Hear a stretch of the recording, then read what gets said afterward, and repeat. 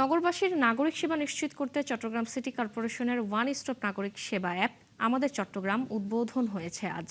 চট্টগ্রাম নগরীর engineers institution মিলনায়তনে নাগরিক সেবা অ্যাপটির উদ্বোধন করেন চসিক মেয়র ডাক্তার শাহাদাত হোসেন। নতুন এই অ্যাপের মাধ্যমে নাগরিকরা এলাকার রাস্তা, মশা, আবর্জনা, জলাবদ্ধতা সহ 10 ক্যাটাগরিতে অভিযোগ জানাতে পারবেন। অ্যাপের সাহায্যে এই বিষয়গুলোর সমাধান ও অগ্রগতিও সরাসরি দেখতে পারবেন নাগরিকরা। এছাড়া হোল্ডিং ট্যাক্স, ট্রেড লাইসেন্স ও জন্ম নিবন্ধনের মতো সেবাও অ্যাপটির মাধ্যমে পাওয়া যাবে। অ্যাপটি গুগল প্লে স্টোর ও অ্যাপ স্টোরে পাওয়া যাবে বলে জানান সিটি কর্পোরেশনের কর্মকর্তারা।